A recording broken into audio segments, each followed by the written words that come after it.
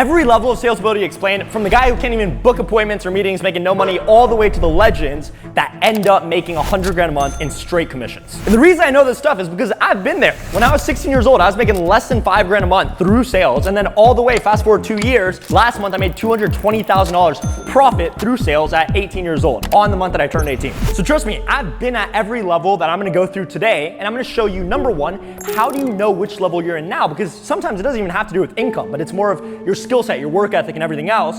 And also number two, how can you break out? Once you identify your current level, how do you actually get to the next ones? What's the progression? So I promise you, if you stick around, you'll be able to see exactly where you're at now and every step you're gonna need to take in your roadmap to get from wherever you are to 100K a month in straight commission selling. So level one, we call trash. This is the bottom of the barrel. And why do we call it the bottom of the barrel? Because you're at the bottom of the fucking barrel. And this is people between 0 and 5K a month. Now, these are typically people who have been sold this high ticket dream of like, oh, you're gonna go in, live this lifestyle, work 2 hours a day and all these things. They typically don't even have a fucking script that they've chosen. And they're just like being like, oh, how can I get into this industry? How can I make a little bit of money? They're usually hopping offers constantly. They have no sort of career being built. And even the ones that have chosen a script, which are the ones closer to getting to level 2, they sound extremely scripted. They don't have any sense of conversationalness, and that's what holds them back. Now, a telltale sign of this level is whenever people get into objection handling, they get extremely defensive. So for example, somebody will be like, oh yeah, man, like this sounds great, but this is like really, really expensive at the end of the pitch. And then the salesperson will, at level 1, will just be like, oh man, but like earlier you said like you're trying to lose these 30 pounds because like it's having all this impact. Like, is that not enough important to you? So all you do is you get extremely defensive in objection handling, and that's gonna cause obviously people to shut down and you're never gonna make any sales. Now the key is the reason that they're not good, and this is the key because if you understand why you're not good, that's how you actually improve it, is because they have no sense of a process that they follow, they memorize, they've internalized. And so the way you get out of this level is you pick a process. Now it does not have to be the impact formula, it does not have to be any of these specific ones you find online. You can choose any one that you feel the most comfortable with, but the key is you need to have one.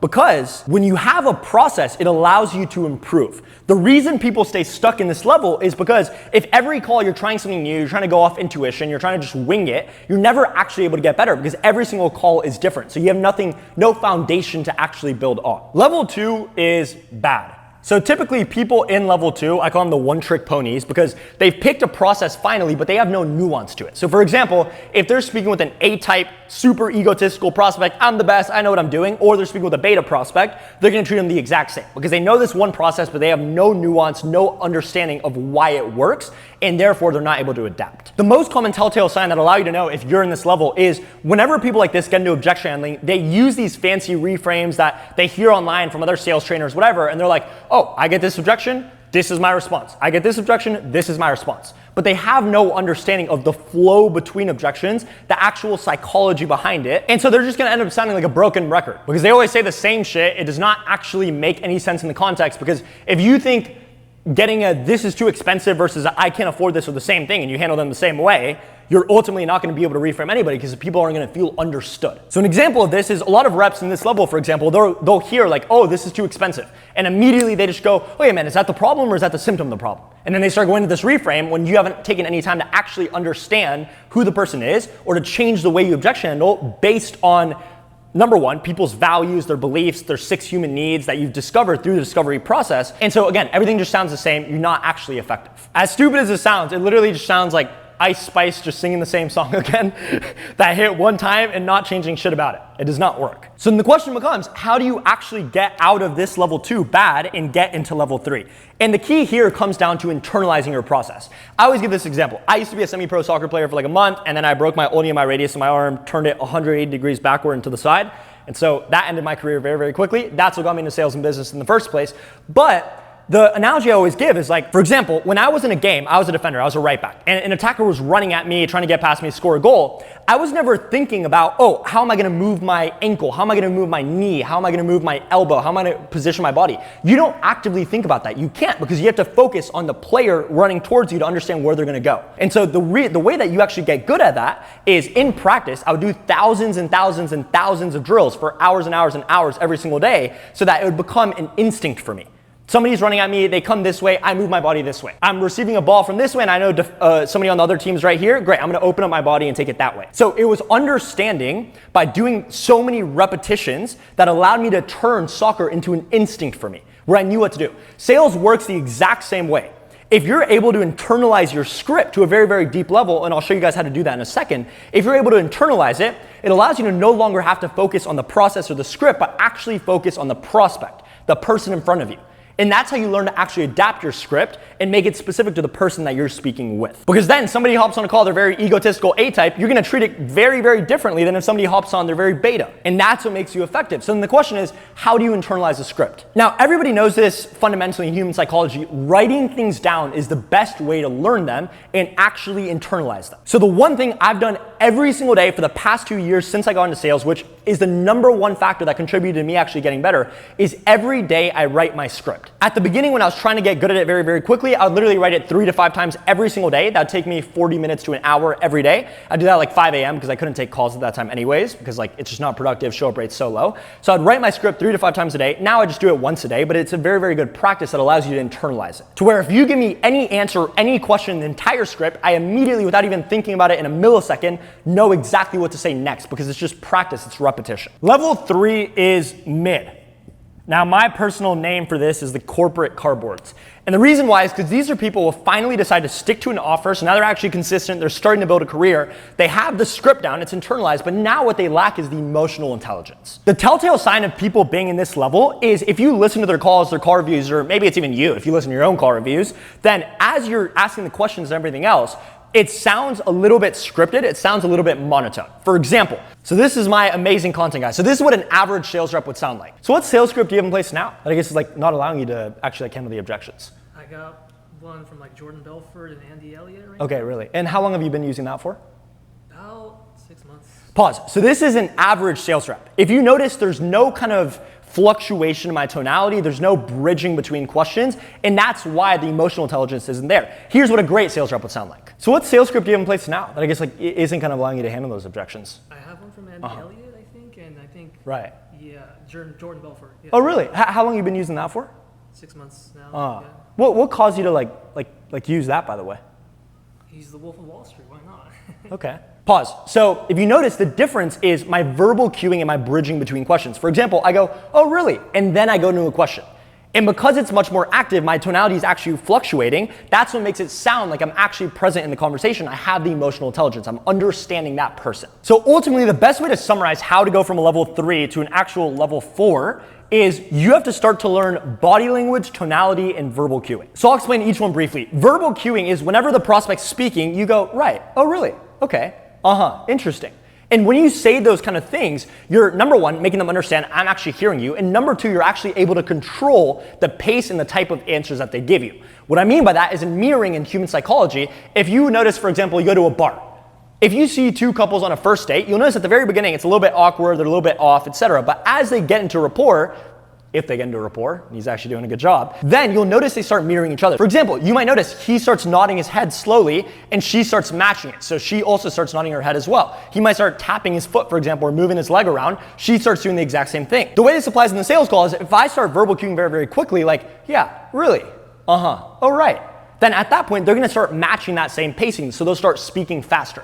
If I verbal cue very, very slowly, like, oh, really, yeah, okay, they're gonna start speaking slower. So that's verbal cueing. #2 and #3 are body language and tonality. In reality, all it really comes down to is body language because your body language is the remote control to your tonality. For example, if I do something to sound curious, so my body language for sounding curious is I tilt my head and squint my eyes. If I do that, it's very hard for me not to sound curious because that's naturally what my body does in order to sound curious whenever I'm having a normal conversation. And so the key in this level is starting to understand, #1, how can I verbal cue effectively? And #2, what is my natural body language that I have in conversations day to day with my friends, my family, etc. whenever I sound curious, whenever I sound concerned, whenever I'm skeptical. And then you take all those body language cues that you naturally have and you put them into your sales conversations in the appropriate places and then sometimes exaggerated slightly to really make people feel the effect. So now level 4.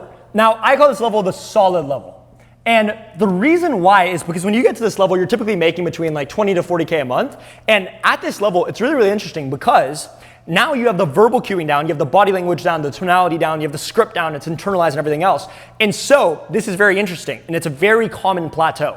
If you ask other people on your sales team or other people around you what you need to change to get better, they usually won't even be able to tell you because on the surface, it sounds perfect. And another trap a lot of people fall into at this level is people will start giving them advice of do this, do this, do that. And actually, it's really interesting. A very common trap people at this level will fall into is since they don't know what they need to do to improve, they will ask other people at their same level or even below them for advice. And those people will tell them like, oh, you need to do this different, you need to do that different. But it's not actually real. They don't know what the fuck they're talking about. And so you end up making those changes, your sales either go down or you keep plateauing. And it's because the change you need to make at level 4, 20 to 40K a month to get to level 5 actually has nothing to do with you.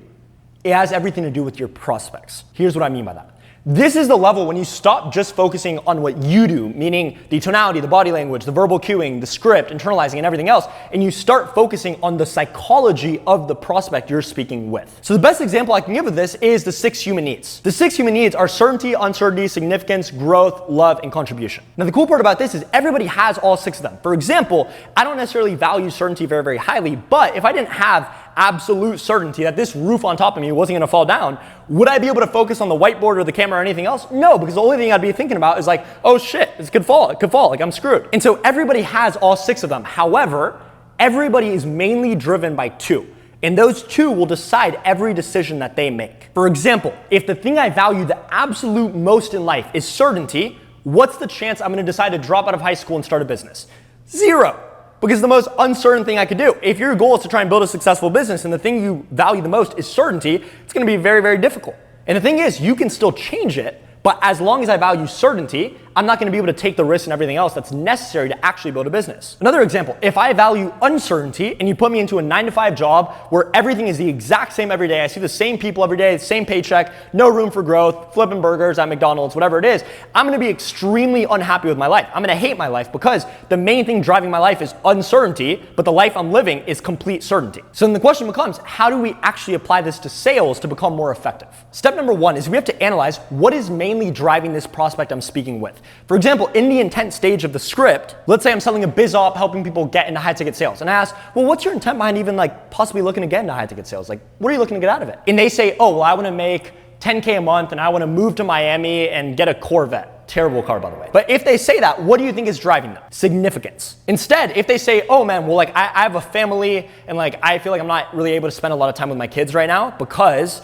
I'm working all these long hours just to be able to pay the bills. What's driving them? Love and contribution. And then I get to tailor, and this is step 2, I get to tailor my entire script to whatever is driving them. For example, in the consequence section, if I'm asking a consequence question to somebody who values significance, I'm gonna ask them, so what happens if we continue on the current trajectory, man, with the same skills, with the same mindset that got us into this position where we only drive a Hyundai, we're living paycheck to paycheck, and we're not actually able to move to Miami for the next 2 days, 2 weeks, 2 months, even 2 years, man. And that's gonna hit them hard because that's the thing that they value. If I'm speaking to somebody, for example, that values contribution, my consequence question is number 1, gonna be a little bit more about them, but then I'm gonna switch it. For example, what happens if we continue on the current trajectory, man? Like with the same mindset, the same skill set that put us in this position where we don't really have time, we're living paycheck to paycheck, we're not actually able to have that financial freedom. Then they're gonna tell me, oh, well, XYZ, I wouldn't be able to live the life that I want, but then I'm gonna flip it to the people around them. For example, they go, oh, I wouldn't have the financial stability, I wouldn't have the financial freedom. Okay, and like besides even you, man, because like I can tell you're not selfish,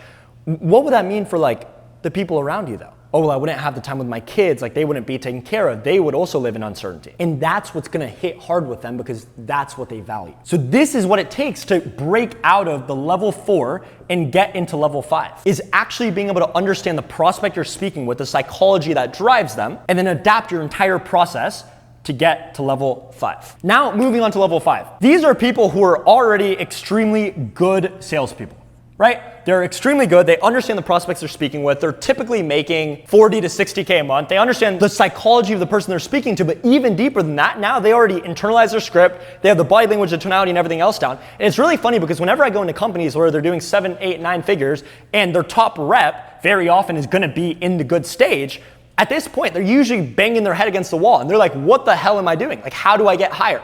Because they feel like they've mastered everything psychology and sales related. And it's like, okay, well, what's the next step? Like, I'm confused. The way you can know if you're at this step is usually you feel like you're constrained by the amount of calls you're able to take. So you're like, yeah, my conversion rate's great. Like, I don't think I could really get it higher. My cash per call, it's already great. I don't think I could get it much higher. Like, yeah, I could improve it a little bit more, but that's not gonna be the differentiating factor to actually get me all the way to 100K a month. So what do? And here's the key.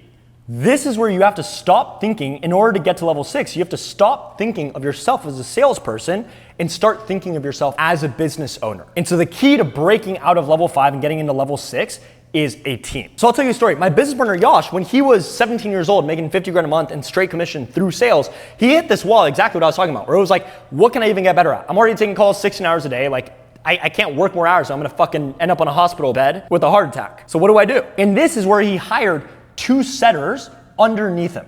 So this is the key. At this point, now you need setters. And not just the team setters as a whole, but you need your own personal setters that you turn into your own team. Because what are they able to do for you? Now you can make sure that all the appointments on your calendar are way more qualified. They have high intent because, and I'll go over specifically how to train those setters in a second, but they'll know what testimonials to send to the person before the sales calls, what VSL to send. There's gonna be multiple variations of the VSL and the testimonials. Whenever somebody cancels or they're not responding to the confirmation text, they're immediately gonna mark them free on your calendar and book somebody else in. So this is how you turn your calendar into actual money, because now everything is optimized on it to make sure that you're as successful as possible. So how do you actually train these setters? The key is, number one, this cannot be a business thing anymore. These setters, these need to be like family to you. People that you could go to the bar with, you go to dinner with, and you'd actually enjoy spending time with. So number one, every day you need to have a 30-minute call with those setters at the end of the day to go over their metrics for the day, any difficult calls that they had that they felt like this person could have been set, this person could have been closed, but for some reason they didn't. And you need to go over calls that you had that day that you felt maybe they shouldn't have been set, maybe they weren't qualified, maybe they weren't nurtured properly, and review what happened in that setting call that caused them to not be as warm as they should have been. Then at the end of the week, you're gonna have a one-on-one call with both of those setters. If you're in person, which is ideal by 1000x, is to have them actually move in person, etc., and then be able to work with them privately. But if not, you're gonna have a one-on-one call with them, 30 minutes or an hour at the end of every week to review all their data for the week and build a game plan for their improvement moving forward. So what I would recommend you do, and this is what I used to do, pull up a whiteboard, write all of their metrics on the board. So write how many calls do they make? How many pickups did they have? How many people did they set? What was the show rate? What was the amount of people who closed? The average cash per close, the follow-up processes, all of these different things, analyze. And what I would do is I would highlight every number on there, red, yellow, or green. Then all the red ones I would take and I'd be like, okay, what's one change we can make next week to fix this number? So if it's an issue with show rate, for example, maybe I change my transition on the setting call, or maybe I change my confirmation process. Then at the end of next week, I go back and I see, okay, did this work? Did my numbers improve? If yes, great. I keep it and I see what's the next lowest number and fix that. If it's not improved, then I scrap it and I find a new thing that I can use to actually improve that number. And then the last step with your setters, and this is something that's never really spoken about, is naturally, if you have a good relationship with these people, you're gonna want them to be successful. So at some point, and they should be in setting for a while, like improving until they're phenomenal, and then they move into closing. But at some point, they're gonna have to move into closing. And so at that point, that's gonna leave you in a position where now you only have one setter. And getting to the next level with only one setter is never gonna happen. So the last key is, as you build all these processes with these 2 setters, whether it's scripts, whether it's confirmation process, whether it's specific trainings that you did with them, all these things need to be recorded and turned into SOPs. That way, whenever you graduate a current setter into a closer, now you can bring in a new setter and get them trained like that. Because now at this point, you've created an entire ecosystem, basically your own business within the business that's producing constantly for you, and that'll usually get you to the point of making at least 80 grand a month. So now we go into level 7. Now, this is people typically doing between 80 to 100K a month, right? Number one, 80 to 100K a month. So these are great reps already. And their goal is to go past 100K a month and be able to do it consistently. Now, the most common way that you're gonna know if you're at this level is because you get to a point where now you have an ecosystem, you have the team, you have the scripts, you've internalized the scripts, you have the body language, the psychology, all these details, all the nuances. And so you get to a point where you're like, okay, my bottleneck isn't even sales anymore. It isn't even team anymore. It's like, oh, well, my leads aren't good enough. Or, oh, like the CRM is organized terribly, like I don't know what to do.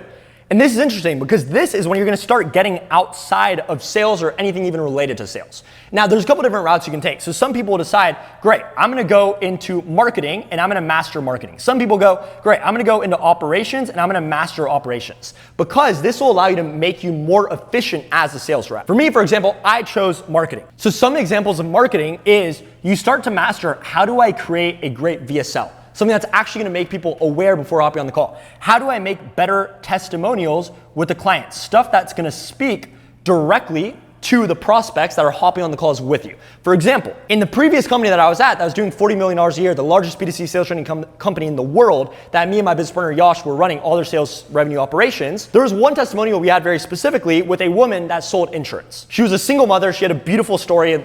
I literally watched her speak at an event one time and I started tearing up. Like, it's crazy. And so if we had a prospect that was either a single parent or maybe they just had a lot of children, were struggling with raising them because they weren't making enough money or whatever it might be, even if the person was in a completely different sales industry, we would send that testimonial specifically because it would speak to them very directly. They would hop on the call feeling like, damn, this company is made for people like me. So that's an example of the testimonials. The third one is the pipelining process. So creating a marketing process that allows you to take leads that don't close or even don't set and actually indoctrinates and nurtures them over time, automated. Because then that's when you get to the point where now you have people from your pipeline, 3 or 4 sales a week that are reaching back out to you like, hey dude, I went through this material, etc. This sounded super, super helpful. Let's chat again. And that's just free sales. Some examples of changes you can make in operations to actually start learning this is you can make better CRM organization. So an example of that in a sales training company, that one doing $40 million a year, is we could have one list of people that were all business owners doing under 100K a month revenue.